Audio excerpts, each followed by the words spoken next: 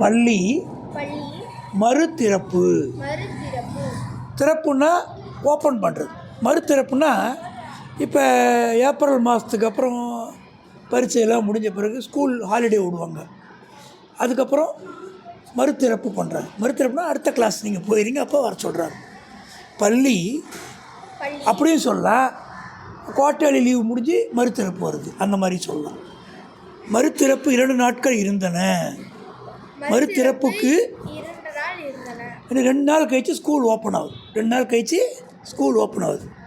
மதிவாணனுக்கு கோடை விடுமுறை 1½ மாதமும் ஓடிவிட்டது. 1½ மாதம் ஓடிவிட்டது. 1½ ஒரு மாதத்துக்கு 30 நாள், 1½ மாதத்துக்கு கிட்டத்தட்ட 45 நாள் வரும். எல்லா லீவும் போயிடுச்சு. கோடை விடுமுறை ஃபுல்லாக போயிடுச்சு. ஓடி விட்டதுன்னா முடிஞ்சு போச்சு. பேருந்து நிறுத்தம் கூட்டத்தால் நிரம்பி வழிந்தது. பேருந்து கூட்டம்னா, பேருந்துன்னா பஸ் ஸ்டாப், ஒரே கூட்டமாக இருந்தது. என்ன சிந்தனையடா மதி? என்னத்தை யோசிக்கிற? சிந்தனைனா யோசனை. சிந்தனை செய் மனமே அப்படின்னா யோசிக்கிறது. மதிவாணனின் தோளை தொட்டபடி கேட்டான் கவின். தோளை தட்டி என்னடா யோசிச்சுட்ருக்க அப்படின்னு கேட்டான். என்ன சிந்தனைனா என்ன யோசிக்கிற அப்படின்னு கேட்டான். சிறுவர்களால் நிரம்பி வழிந்தது பேருந்து நிறுத்தம். அந்த பஸ் ஸ்டாண்டு ஃபுல்லாக ஸ்கூல் பசங்களாக இருக்காங்க. 2 நாளில் பள்ளி திறக்கப் போகுது என்றான் மதிவாணன். மதிவாணன் சொன்னால் 2 நாளில் ஸ்கூல் திறக்குது.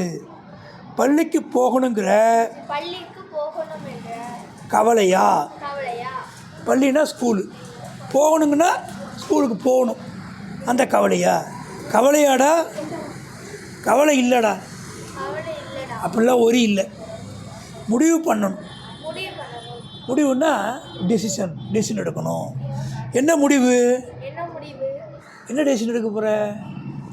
பள்ளிக்கு போகிறதா இல்லை, பள்ளிக்கு பின்னலாடை நிறுவனத்துக்கு போகிறதான்னு. பின்னலாடை நிறுவனத்துக்கு போகிறதான்னு. ஸ்கூலுக்கு போகிறதா இல்லை இந்த டெக்ஸ்டைல் கம்பெனிக்கு போகிறதா அப்படின்னு. நாங்கள் எல்லாம் பின்னலாடை நிறுவனத்துக்குத்தான். பின்னலாடை நிறுவனத்துக்குத்தான் நான் முடிவு பண்ணிட்டேன் என்றான் கவி. நாங்கள்லாம் பின்னலாடைக்கே போக போகிறோம் அப்படின்றான். எனக்கு குழப்பம்னா ஒரு கன்ஃபியூஷன். என்ன பண்ணுறது?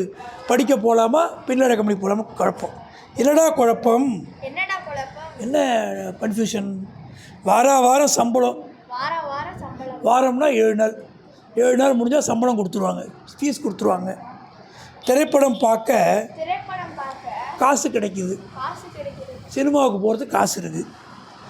சாயங்காலமான பரோட்டா, இடையில போண்டா. வீட்டில் யாரும் திட்டுறதில்லை, மகிழ்ச்சியாக தானே இருக்கும். இந்த மகிழ்ச்சி போதும். சாயங்காலம் பரோட்டா சாப்பிட்லாம், இடையில போண்டா சாப்பிட்லாம். நம்ம சம்பாதிக்கிறதுனால நம்மளை யாரும் திட்ட மாட்டாங்க, ஜாலியாக இருக்கலாம் அப்படின்னு சொல்லலாம்.